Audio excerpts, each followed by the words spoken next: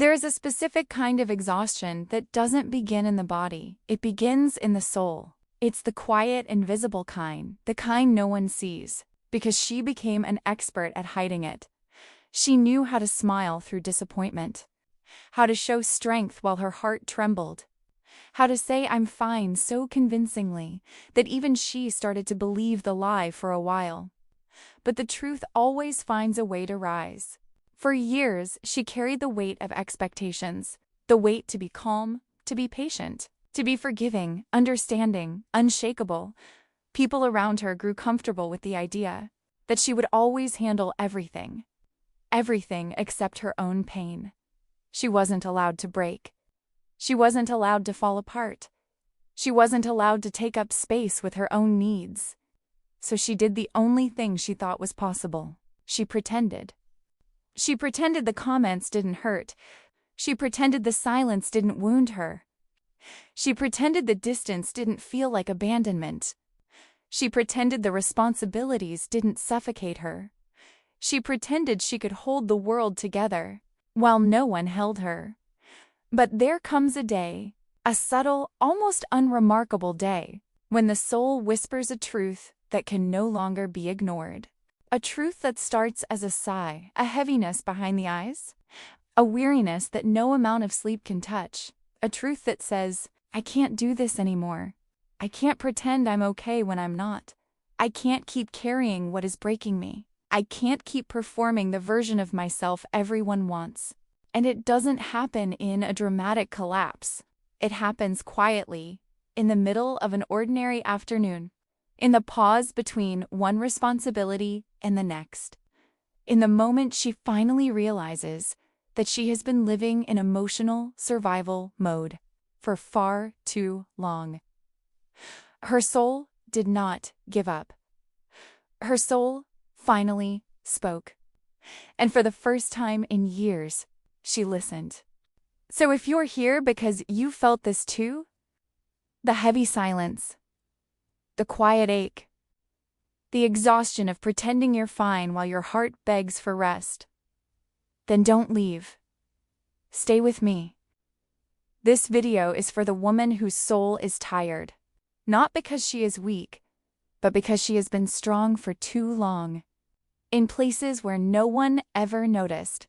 And before we continue, if you feel these words reaching a part of you that has been ignored for too long, consider subscribing, not for the algorithm, but so you have a place where your heart can breathe and feel understood. Now, let's talk about what really happens when a woman finally gets tired of pretending. There is a kind of burden that doesn't look like a burden at all. It doesn't come from chaos or shouting or dramatic moments that the world can easily point to. It comes from everything she held together quietly. People saw her move through life with grace, and they assumed grace meant she wasn't struggling. They saw her stability and believed it was effortless. They saw her patience and assumed it was endless. No one stopped to ask what it cost her to be the strong one. Because she didn't fall apart where others could see. She didn't complain. She didn't make noise when she was hurting. She didn't ask for help. Not because she didn't need it, but because she didn't want to be a burden in a world that only praised her when she needed nothing. So she learned to swallow her needs. She learned to silence her fears. She learned to keep her feelings folded and hidden, as if they were inconveniences instead of wounds. And people grew comfortable with the idea that she never needed support, because she never demanded any. But unseen weight is still weight. It sits in the spine, it settles in the chest, it whispers in the back of the mind late at night when she finally stops moving. It becomes that heaviness she can't explain, the tiredness she can't shake, the ache she carries without knowing how to put it down. She became the person who checked on everyone, held everyone, understood everyone, and yet rarely felt understood in return.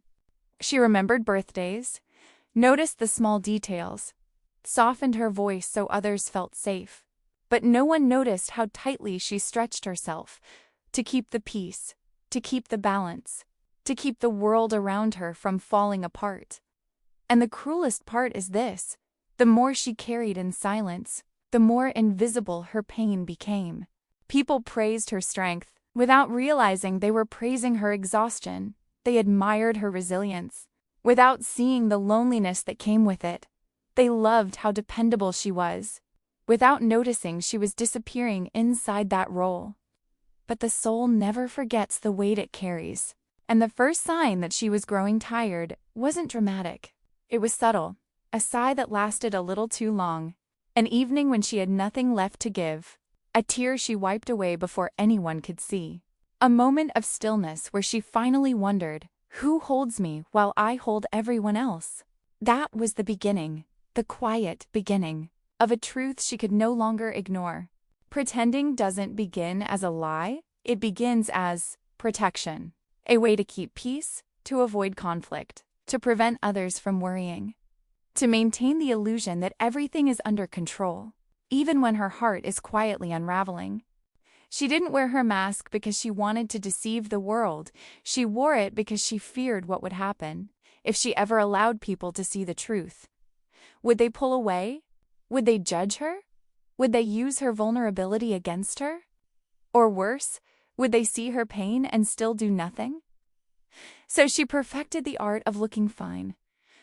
She knew how to make her voice steady, even when her chest felt tight. She knew how to smile, even when her soul felt numb. She knew how to show up, even when her energy was gone long before she arrived. It became easier to act okay than to explain the war inside her heart. But pretending has a weight. Not the visible kind, the kind that slowly drains life from the inside out. Her smile began to feel stiff, as if it belonged to someone else. Her conversations felt scripted, rehearsed, empty of real emotion. Her interactions became motions she went through, not moments she lived, and her silence. Her silence became louder than any truth she could speak. One day, without warning, her mask slipped, not dramatically, but quietly, in a moment she didn't expect. A message she couldn't bring herself to answer. A social invitation she ignored instead of forcing herself to go. A conversation where she could no longer pretend to be interested. A morning where getting out of bed felt like climbing a mountain. And for the first time, she asked herself, why am I acting like everything is fine when everything inside me is asking for help? It wasn't weakness. It wasn't failure. It was her soul refusing to play a role that had drained her dry. Because pretending may look strong, but authenticity is what sets the soul free. And in that small, fragile moment, when her mask fell even a little, when she allowed herself to feel without filtering, when she let the truth touch the surface, she realized something she had ignored for too long. Pretending was costing her more than honesty ever would. That tiny crack in her armor, that brief surrender to truth, wasn't the end. It was the beginning of her finding her way back to herself.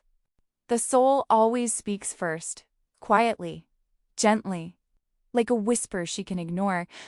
But when she ignores it for too long, when she silences her needs, pushes through exhaustion, pretends her limits are not real, another part of her begins to speak.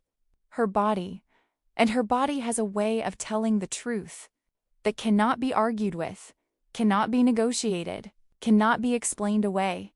It started with small things, a heaviness she couldn't shake, a tiredness that sleep never healed, an uneasiness in her chest when she forced herself into situations she no longer had the energy for, a wave of overwhelm over simple tasks that once felt effortless.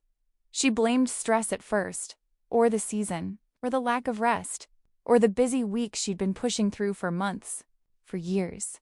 But the truth was deeper. Her body was carrying emotional pain that her mouth never admitted, and her mind refused to process. The late-night overthinking, the tightness in her shoulders, the headaches that came out of nowhere, the sudden moments when her heart raced, as if it were warning her of something she didn't want to face. The lump in her throat. Whenever she tried to say she was fine, her body wasn't failing her. It was protecting her. It was telling her, with urgency and tenderness at the same time. You're tired, you're overwhelmed, you're carrying too much. You need space to breathe again. You can't keep pretending, because the body knows when the soul is drowning.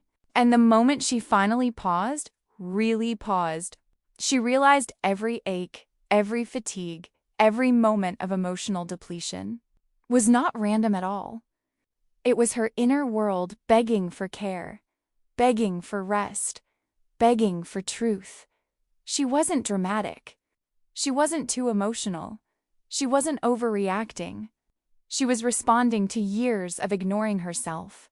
Her body was trying to save her, long before she admitted she needed saving. And as she sat in that quiet awareness, breath unsteady, heart softening, she understood something sacred. Healing doesn't begin when she becomes stronger.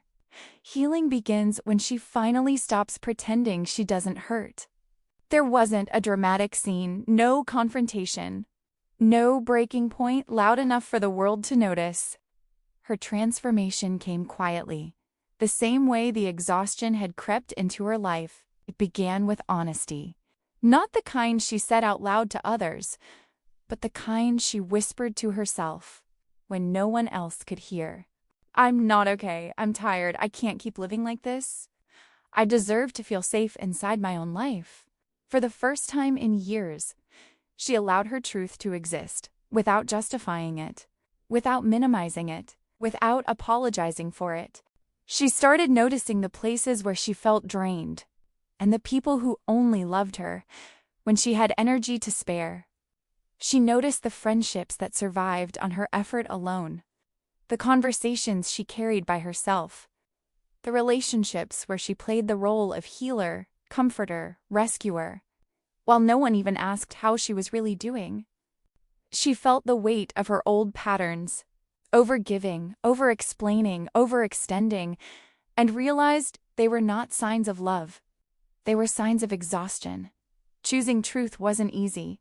It required courage to disappoint the expectations others had of her, to say no to demands that once defined her worth, to step back from situations that drained her, even when they looked normal from the outside, to walk away from roles that forced her to hide her pain.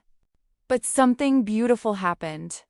When she finally stopped pretending, her voice softened, her breathing deepened, her heart felt lighter, not because life suddenly became easier, but because she was no longer carrying it alone.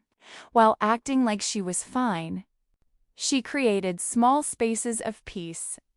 5 quiet minutes in the morning, a breath before answering messages, a gentle boundary where there once was none. These were not acts of rebellion.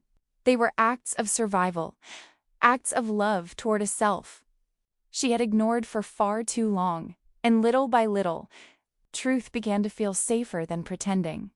She no longer needed to perform the version of herself that others expected. She no longer needed to apologize for being human, for having limits, for needing rest. In choosing truth, she did not become weaker. She became whole, because the moment she stopped pretending, the moment she finally allowed herself to exist as she truly was the moment her soul began to breathe again.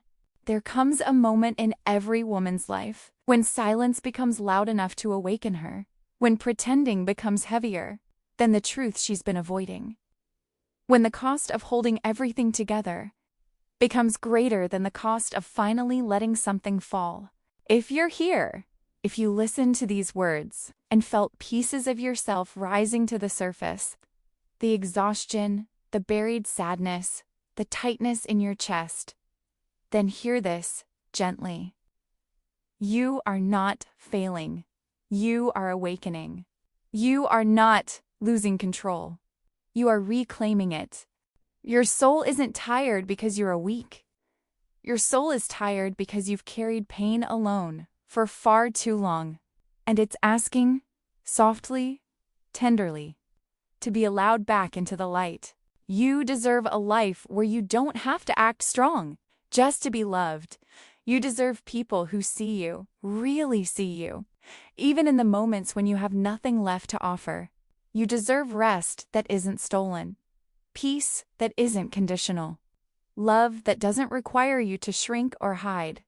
And if right now you feel lost or empty, or worn down by years of pretending you were fine, let this be your sign that it's time to return to yourself, time to sit with your truth without fear, time to breathe without apologizing, time to let the pieces fall so the right things can rise. And if these words held you, comforted you, or helped you recognize a part of your own journey, then allow me to gently invite you into this space, not as an obligation, not as a number on a channel, but as someone who deserves a place that speaks to the quiet corners of your heart. If you feel safe here, if you feel understood here, consider subscribing, not to support the channel, but to support yourself so that every week you have a moment of stillness, a reminder of your worth, a message that helps you breathe again. When the world feels too heavy, you don't have to pretend anymore. Not here, not with me, and not with yourself. Your healing has already begun.